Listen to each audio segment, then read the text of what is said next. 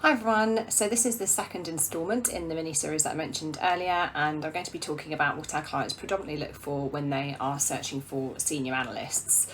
So to start off with, I acknowledge that it is quite difficult sometimes to differentiate between what is a middleweight analyst and what is a senior analyst, and obviously it completely depends on the setup of the team and the business that you're going into. The requirements will vary, but there are some kind of fundamentals that I think people are going to be looking out for and what they mean when they say senior analyst. So to start off with, we would expect senior analysts to be able to lead on projects from end to end. So that means being able to either proactively identify a need within the business for a analytical project or working frequently with stakeholders, understanding their challenges and their needs, having those kind of meetings with them to shape briefs, and then going back and either briefing a team or more junior members of staff on what that project looks like and what everybody's responsibilities are. That moves me on nicely to the kind of mentoring side of things. So very often we would expect senior analysts to have some kind of mentoring or even management experience. They would be expected again to guide and advise on different methodologies being employed within an analytical project. So you would normally be seen as the kind of go-to person in terms of analytical knowledge beyond the line manager of the team. So that again brings me on nicely to another point, which is kind of looking at the depth of expertise that somebody might have. So these days it's not quite as finite as or prescriptive as kind of saying, we need somebody with X number of years of experience, but we would expect people to have a minimum really of 5 years experience, because not only would you have developed a depth of understanding and a depth of experience in terms of the variety of analytical projects that you would have worked on, it also brings a certain level of maturity to the table as well, and that then also means that you would hopefully have developed strong interpersonal skills and kind of softer skills in terms of managing challenges within a team, or even managing difficult stakeholders or difficult situations. So that is again another point that I wanted to come on to in terms of stakeholder management.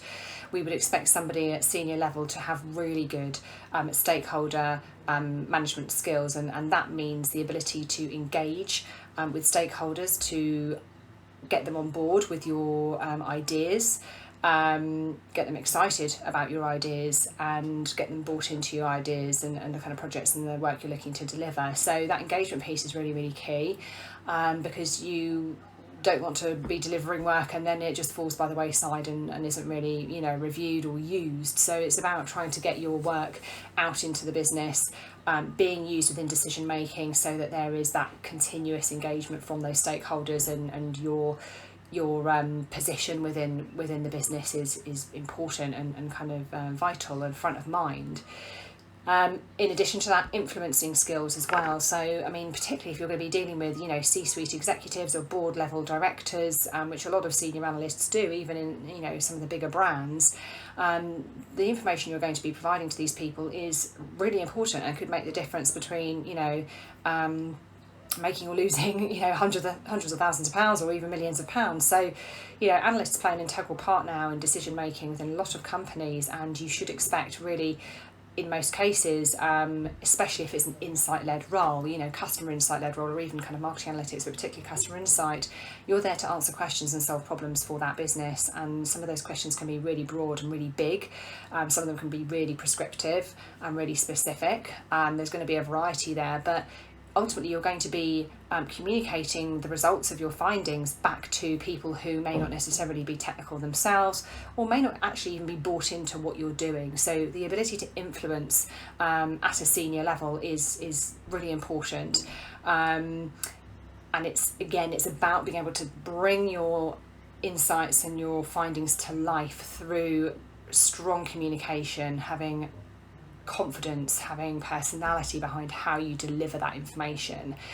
And then you build up trust, you build up credibility, you build up relationships with these people, and that leads to the influencing piece. And you really, I would suggest, only get the opportunity to do that and the time to do that once you've spent quite a few years in an analytical role. So don't get me wrong, there are lots of people out there that fly through the career ladder and are exceptional quality, high performers.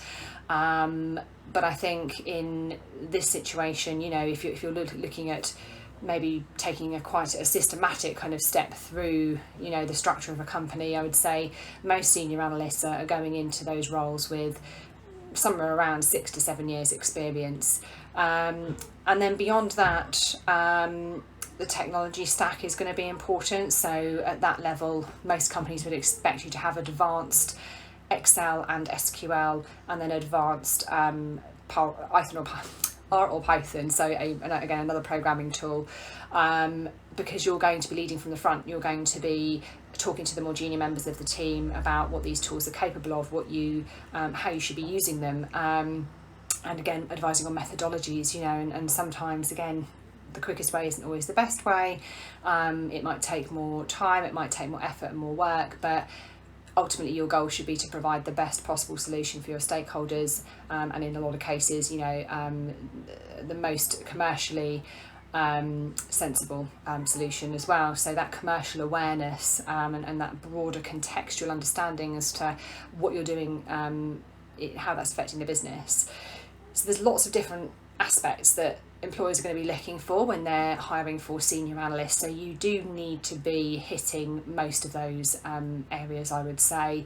And if you're ambitious, if you've got 4 or 5 years experience, you think, yeah, I'm ready to step into a senior analyst role, you've got to think, can I really credibly demonstrate good experience in all of the areas that I've just mentioned? Because the likelihood is, and the chances are, that your competition, people that you're going to be interviewing against, will have a certain number of years behind them and will be able to talk confidently about all of those competencies.